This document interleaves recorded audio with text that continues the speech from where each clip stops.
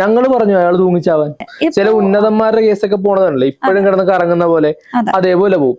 പക്ഷെ എന്നിരുന്നാൽ പോലും അവിടെ ചൂണ്ടിക്കാണിക്കുന്ന ഒരു കാര്യം എന്ന് വെച്ചിട്ടുണ്ടെങ്കിൽ എംവിയുടെ അനാസ്ഥ തന്നെയാണ്. കാരണം ഏജൻസി വഴി ആകുമ്പോഴത്തേക്കും മേ ബി ഇവർക്ക് എന്തെങ്കിലും ചില്ലറ കിട്ടുന്നതിന്റെ ഭാഗമായിട്ടാവാം. ഇന്നത്തെ വാർത്ത, അതായത് ഫിറ്റ്നസ് സർട്ടിഫിക്കറ്റ് നിഷേധിച്ചതിനെ തുടർന്ന് ഒരു ഓട്ടോ ഡ്രൈവർ ഫേസ്ബുക്കിൽ പോസ്റ്റ് ഇട്ട് ജീവൻ ഒടുക്കിയിരിക്കുകയാണ്.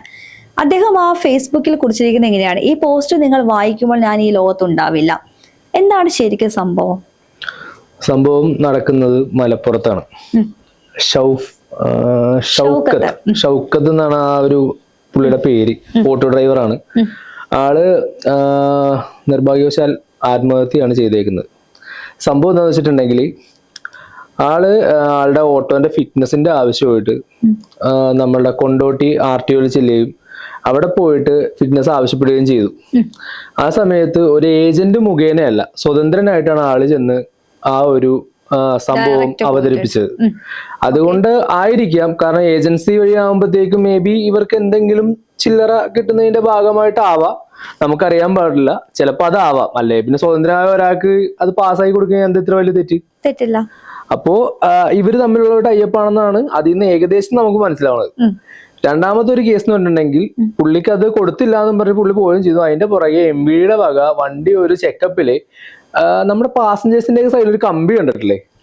ഈ കമ്പി എന്തോ പുള്ളി വെച്ചേക്കുന്ന ഡിസൈനോ എന്തോ ആണെന്ന് തോന്നുന്നു.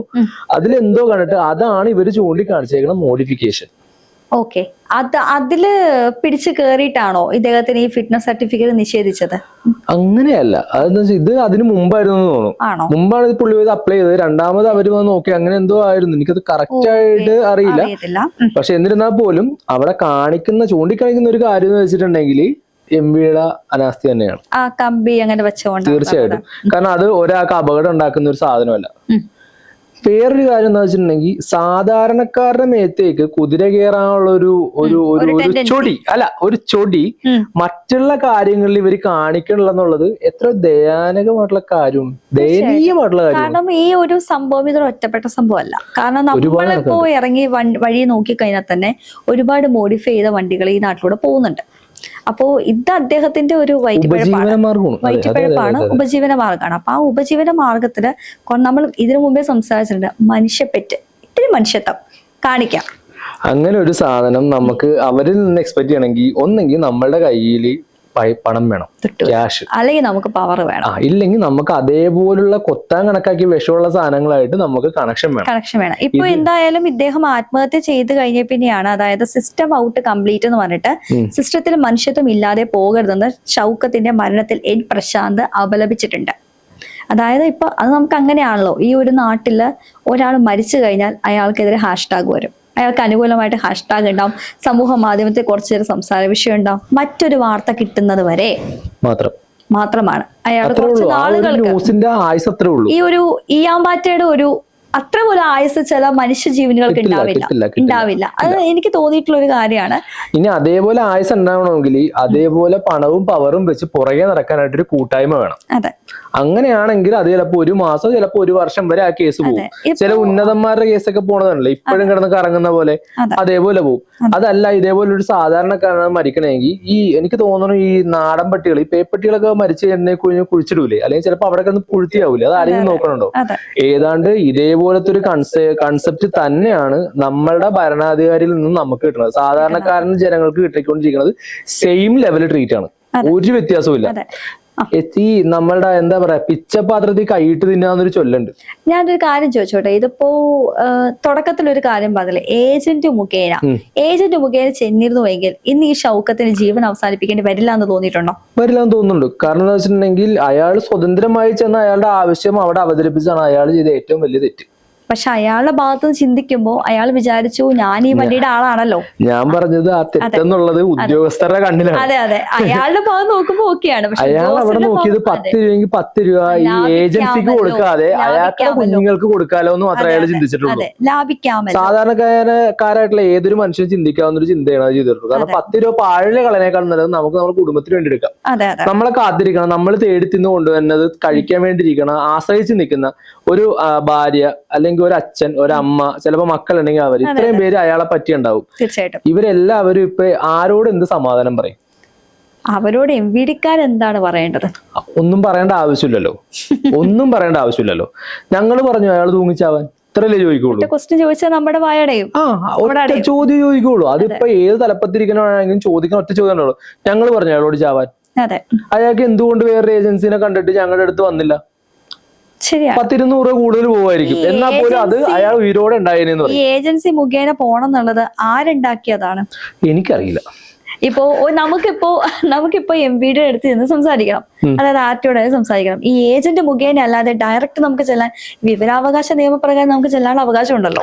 ആരാണോ RC ഓണർ അയാൾ തന്നെയാണ് അയാളുടെ വണ്ടിക്ക് വേണ്ട കാര്യങ്ങൾ ചെയ്യേണ്ടത്. അതെ. ഇതിനുശേഷം കുറച്ചും കൂടി സുഗമമാക്കണം എന്നുള്ള ഒരു കൺസെപ്റ്റ് വന്നതോടുകൂടിയാണ് ഈ വക പരിപാടി തുടങ്ങിയത്. ഈ ഏജന്റ് മുഖേന ഒരു തേർഡ് പേഴ്സൺ. അതെ, അതാകുമ്പോ ആൾക്കാർ ബുദ്ധിമുട്ടിച്ചല്ലണ്ടല്ലോ. അതെ. അവർക്ക് എന്തെങ്കിലും 10-500 രൂപ കൂടുതൽ കൊടുത്താൽ അവര് പോയി റെഡി ആയിക്കോളും. അതെ. അപ്പൊ അവര് MVD ആയിട്ടുള്ള ബന്ധം കുറച്ചും കൂടി കനമാവുകയും ചെയ്യും, ബാക്കിയുള്ളവർക്ക് വീണ്ടും കിട്ടുകയും ചെയ്യും. എന്ത് തന്നെ ആണെങ്കിലും ഇപ്പൊ ഇവിടെ ഒരു പിടിവാശിയിൽ നഷ്ടപ്പെട്ടു പോയേക്കുന്ന ഒരു ജീവനാണ്. അത് ഒരിക്കലും നമുക്കത് കുറച്ച് പറയാൻ പറ്റില്ല. കാരണം ഈവൻ ഇപ്പൊ ഈ പറഞ്ഞ പോലെ ഇവിടുത്തെ ഭരണകർത്താക്കൾ ആരാണെങ്കിലും ഒരു രാജ്യത്തെ സംരക്ഷിക്കുമ്പോ ഈവൻ പോലീസ് ആയിക്കോട്ടെ, MVD ആയിക്കോട്ടെ, പട്ടാളം ആയിക്കോട്ടെ, പ്രധാനമന്ത്രി ആയിക്കോട്ടെ, ആരായിക്കോട്ടെ, ഓരോ പൗരന്റെ ജീവനും വിലയുണ്ട്. തീർച്ചയായിട്ടും അത് അവര് കാരണം വെച്ച് അത് പോവുകയാണെന്നുണ്ടെങ്കിൽ ഇത് നമ്മളുടെ ഏതൊക്കെ ആൾക്കാർ കാണുന്നുണ്ടോ അവരിൽ ആരെങ്കിലും ഒരാളെങ്കിലും ഇതിനെതിരെ നടപടി എടുത്തിരിക്കണം, സ്വീകരിച്ചേ പറ്റുള്ളൂ. കാരണം പോയേക്കുന്നത് അതെ അറ്റ്ലീസ്റ്റ് ഒന്ന് വാതുറന്ന് മിണ്ടെങ്കിലും വേണം. ഇന്ന് ഇത് ഷൗക്കത്തിന്റെ കുടുംബത്തിന് മാത്രമാണെന്ന് വിചാരിച്ചു കഴിഞ്ഞാൽ നാളെ നമ്മളിൽ ആർക്കെങ്കിലും വരാം. ഓരോരുത്തരും ചിലപ്പോൾ ഇതിന്റെ ഇരയാകും. കാരണം നമുക്ക് എല്ലാവർക്കും ഏജന്റുമാർക്ക് കൊടുത്തിട്ട് അത്രയും പൈസ കൊടുത്തിട്ട് അഫോർഡ് ചെയ്യാൻ പറ്റിയ സാഹചര്യമല്ല എല്ലാവർക്കും ഉള്ളത്. തീർച്ചയായിട്ടും ഇവിടെ പലവരും പോർഷ് കാണിച്ച് ജീവിക്കുന്ന ഈ ഒരു നാട്ടില് ഇന്നും അന്നെന്നുള്ളത് തേടി തിന്നാൻ വേണ്ടി ഓരോരുത്തരുടെ മുമ്പിൽ കഷ്ടപ്പെട്ട് കൈ നീട്ടുന്ന പല ജീവിതങ്ങളും എനിക്ക് പേഴ്സണലി അറിയാം. അപ്പൊ അങ്ങനെയുള്ളവരെ വരെ ഈ എരന്ന് തിന്നണ നിയമം ഇവിടുന്ന് മാറ്റിയേ പറ്റുള്ളൂ. തീർച്ചയായിട്ടും. അല്ലെങ്കിൽ ഇപ്പോ ഇങ്ങനെ ഇപ്പോ ഒരാൾ മരിച്ചു, ഇത് ഒരു നിശ്ചിത കാലത്തേക്കുള്ള വാർത്താ ഹെഡിൽ മാത്രമാകാവുന്ന വിഷയമല്ല ഇത്. ഒരിക്കലും അല്ല. ഒരു പൗരന്റെ ജീവൻ പോയിട്ടുണ്ടെങ്കിൽ അതിന് മുകളിൽ ഇരിക്കണത് ആരാണോ അവര് ഇത് എന്തായാലും അതിനെതിരെ നടപടി എടുത്തേ പറ്റുള്ളൂ. തീർച്ചയായിട്ടും. അറ്റ്ലീസ്റ്റ് ശബ്ദമെങ്കിലും ഉയർത്തണം, ശരണ്യ പറഞ്ഞ പോലെ. അല്ലാതെ ആണെങ്കിൽ നമ്മ ഇവിടെ ജീവിക്കുന്നത് എന്തർത്ഥം? ഈ ആൾക്കാര് ഇവരുടെ ഭാഗത്തുനിന്ന് നമ്മൾ ഇങ്ങനെ ഒന്ന് കേൾക്കാനുള്ളതാണെങ്കിൽ പേടിക്കുന്നത്. കാരണം എനിക്ക് തോന്നുന്നു കൂടുതലും ഇതിപ്പോ എന്നെ ബാധിക്കുന്ന വിഷയമല്ലല്ലോ, എന്തോ ഒരു കോൺസെപ്റ്റ് കൊണ്ടായിരിക്കാം എന്നെ ബാധിക്കുന്ന വിഷയമല്ല, എന്റെ കുടുംബത്തെ ബാധിക്കാൻ. വെച്ചാൽ അങ്ങനെ പറയുമ്പോ നാളെ നമുക്കെതിരെ വന്നാൽ എന്ത് ചെയ്യും? അന്നേരമാണ് ബാക്കിയുള്ളവർ ഇതേപോലെ ചിന്തിക്കാൻ പോകുന്നത്. നമ്മളെ ബാധിക്കുന്ന കാര്യങ്ങൾ അവന്റെ കാര്യമെന്ന് വിചാരിക്കും. ഈ ഒരു ചിന്താഗതിയാണ് മുതലാളിത്തം എന്ന് പറഞ്ഞ സാധനങ്ങൾ ഈ മുതലെടുക്കണത്. അതെ, തീർച്ചയായിട്ടും. മനസ്സിലായ?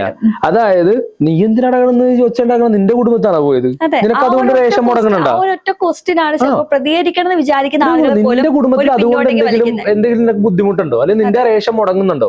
ഇല്ല. പിന്നെ നീ എന്തിനാ, നീ നിന്റെ കാര്യം നോക്കിയിരിക്കും, കഴിഞ്ഞ്. ഇനിയിപ്പൊ നമ്മുടെ മരിച്ചുപോയ ആ പയ്യൻ ഷൗക്കത്ത്, അതിന് അവരുടെ വീട്ടുകാരാണ് വന്ന് വേളം ഉണ്ടാക്കണമെന്നിരിക്കട്ടെ, അല്ലെങ്കിൽ കേസ് തുടർ നടപടി എന്താ വെച്ചാൽ ആലോചിക്കട്ടെ. അപ്പൊ അവരോട് പറഞ്ഞ കേസായിരിക്കുള്ളൂ ഇത്. ഞങ്ങൾ പറഞ്ഞു അയാളോട് തൂങ്ങാൻ, അല്ലെങ്കിൽ ഞങ്ങൾ പറഞ്ഞു അയാളോട് മരിക്കാൻ.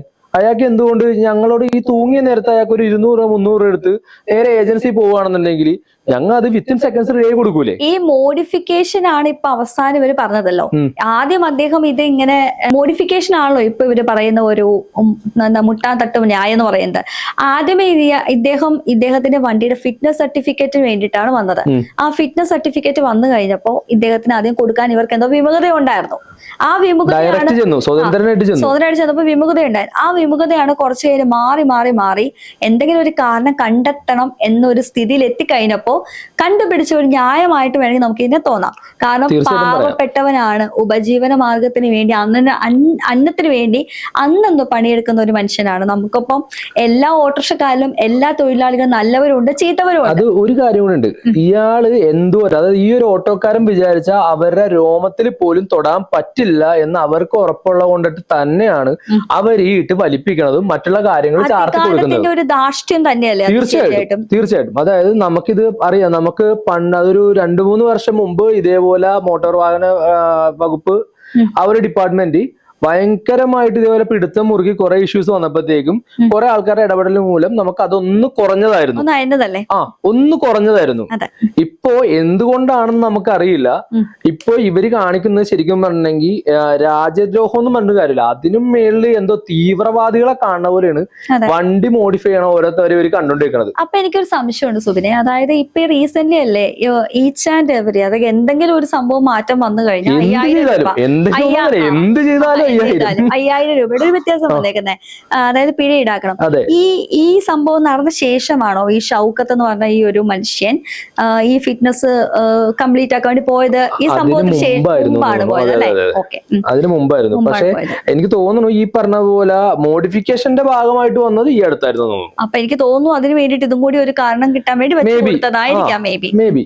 പക്ഷേ എനിക്ക് തോന്നുന്നു ചിലപ്പോൾ അവർ തമ്മിൽ സംസാര വിഷയം ഉണ്ടായി. ചില ആളുകളുണ്ട്, നമ്മൾ ഇതിനു മുമ്പ് സംസാരിച്ച ചില അധികാരികള് അവർക്ക് ഇഷ്ടമല്ലാത്ത ഭാഷയിൽ ആരെങ്കിലും സംസാരിച്ചു കഴിഞ്ഞാൽ ഈ അധികാര ലഹരി തലക്ക് പിടിച്ച ചിലവര്, അതെ, ഈ ഫ്യൂഡലിസം എന്ന് പറയുന്നത്, അതെ അങ്ങനെയുള്ള, അതായത് എന്നെ കടത്തി വിട്ടാൻ എന്നെ ചോദ്യം ചെയ്യാൻ നിങ്ങൾക്ക് പറ്റില്ല എന്ന് പറയണവര്, ധാർഷ്ട്യമുള്ളവരെന്നൊക്കെ പറഞ്ഞ പോലെ തന്നെ. അപ്പൊ അവരിൽ ചിലപ്പോ ഇദ്ദേഹം വല്ലതും സംസാരിച്ചിട്ടുണ്ടാവും, കാരണം ഇയാളൊരു സാധാരണക്കാരനാണ്, അതെ, ഇഷ്ടപ്പെടായികയുണ്ടാവും. അല്ലെങ്കിൽ ഇതിനിടയ്ക്ക് കൈക്കൂലിയുടെ കാര്യമൊക്കെ സംസാരിക്കുന്നുണ്ട് ഇവർ തമ്മില്.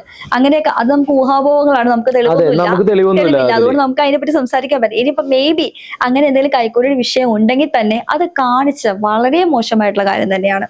അത് ഞാൻ പറഞ്ഞില്ലേ നേരത്തെ, അതായത് ഒരു സാധാരണക്കാരനാണ്, അയാളെ കൊണ്ട് കൂട്ടിയാൽ കൂടില്ല എന്ന് ഉറപ്പുള്ളത് കൊണ്ടാണല്ലോ ഇവര് അയാളോട് ഇങ്ങനെ ഒരു ട്രീറ്റ് ചെയ്യണത്. നേരെ മറിച്ച് കയ്യിൽ പണവും പോക്കറ്റിൽ കുറച്ച് പവറുള്ള ആൾക്കാരും ഉള്ളവരാണെന്നുണ്ടെങ്കിൽ അവർ ഈ സ്വഭാവം കാണിക്കില്ല, ഒരിക്കലും ഇല്ല. കാരണം എന്താ വെച്ചാൽ വിഷമുള്ള ഏതെങ്കിലും ഒന്ന് കുത്തിയാൽ മതി അത്താഴം മുടങ്ങാൻ. തീർച്ചയായിട്ടും മനസ്സിലായോ? അതുകൊണ്ട് അവരൊരിക്കലും അത് കാണിക്കില്ല. ഇതിപ്പോ ഒരു സാധാരണക്കാരനാണ്, അന്നന്ന് തേടി തിന്നാൻ വകയില്ലാത്തവനാണ്. അവനെ ചവിട്ടിയാലും ഓരോരുത്തരും ശബ്ദം ഉയർത്താൻ പോണില്ല, ഒരുത്തരും ശബ്ദം ഉയർത്താൻ പോണില്ല, കൈ ഉയർത്താൻ പോണില്ല, അതിനെതിരെ വരാനും പോണില്ല. ഈ ഒരു ഉറപ്പുള്ളത് കൊണ്ട് മാത്രമാണ് ഇന്നിവിടെ പല കാര്യങ്ങളും ഇതേപോലെ തോന്നിയവാസമായിട്ട് നടക്കുന്നത്, പല നിയമങ്ങളും. തീർച്ചയായിട്ടും.